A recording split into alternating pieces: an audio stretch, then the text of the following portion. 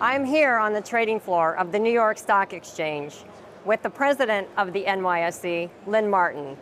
We're here to discuss things that are happening in the market and, of course, America's benchmark, the S&P 500. Lynn, let me ask you a question. We're celebrating a lot of milestones recently. Sure. We've just finished the 250th anniversary of our country. The Dow Jones Industrial Average turned 130 this year, if you can believe it. Wow. And next year, the S&P 500 will turn 70. You also recently just came from the Oval Office where you were part of the announcement for the launch of the Trump accounts. And I'm interested to hear, how do you think about the S&P 500 as really that iconic America benchmark and its importance in America's economic story? Well, Cathy, first and foremost, welcome home to the New York Stock Exchange. It's so much fun to be with you. To answer your question, we just turned 234 years old. Oh my gosh, that So makes us feel very young, doesn't makes it? us feel in the context of all of very- these birthdays. Agree, it makes us feel very, very young.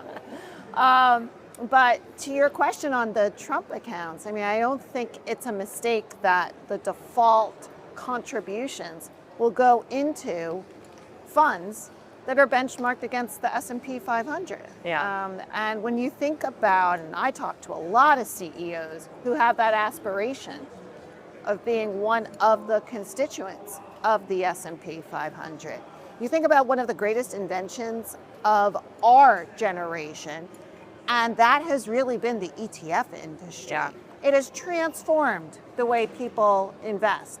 I think it is no coincidence that alongside the ETF boom, so to speak, you have more and more households talking about investing just as part of their normal conversations around the dinner table. Yeah. And that's because of the amazing work that you do at S&P to properly curate the constituents, to think about what the weightings need to be, the broad-based exposure to American innovation.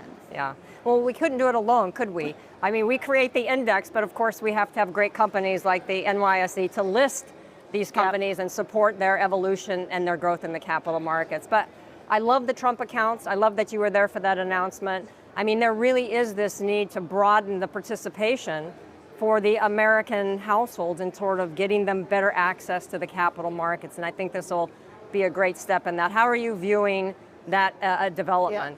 You know, in my mind, it's also a great unifier for the country and this newest generation. When I think about it, it's really two factors. Number one, financial literacy. I know that's an area that you and I both think a lot about. How do we properly educate the investors, not just of today, but the investors of tomorrow? Yeah.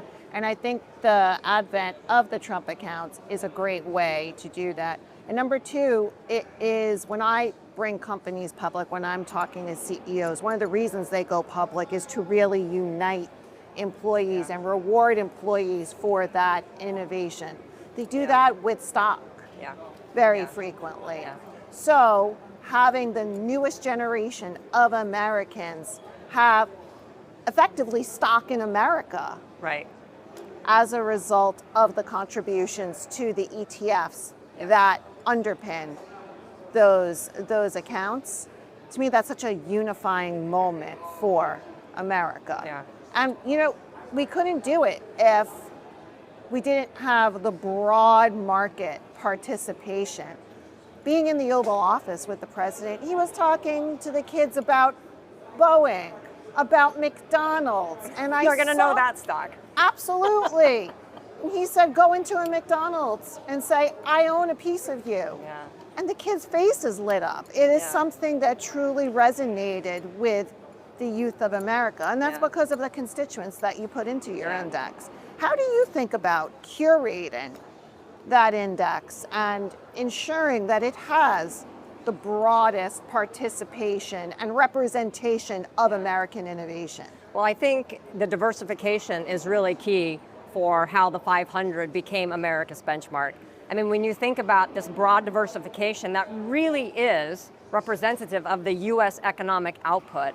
80% of the market capitalization of US listed companies are reflected in the S&P 500. And not only that, the diversity extends to 11 different sectors. So I Wow. think we're really capturing the enormity of the US capital markets in this one index. And so I think that is why it has become so preferable for not just ETFs, it was mutual funds before that, it's all sorts of wrappers now, that not just Americans, but global investors really align the S&P 500 with America's markets.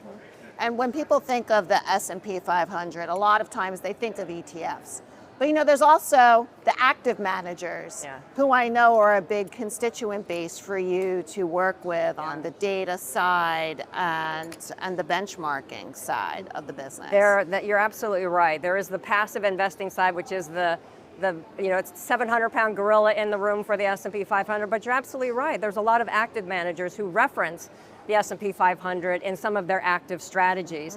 And one of the big developments recently in the ETF landscape, as you know, are these buffer protect strategies, where the ETF issuer is embedding some sort of protections on both the upside and the downside of the S&P 500. So there is a flavor, I think, for everyone to participate in this amazing ecosystem, which truly is a unique ecosystem. And that's such a great innovation, that product in particular, particularly when you consider where people are in their investing strategy, Yeah. be it, are they at the early part of their wealth accumulation, or are they retirees Right. who just want to lock in a return and deliver that return through their golden years? Yeah, it's flexible, it's reliable, it's a trusted benchmark, will turn 70, as I mentioned earlier. So I think it's something that people innovate around, but they count on the 500 to be that bedrock, that foundational element within their portfolios. We're looking forward to celebrating your 70th anniversary. We're going to have to do that right. We absolutely are. We like the number 70 also, since 70% of the constituents in the S&P 500 are proud to call NYSE their listing venue. Yeah.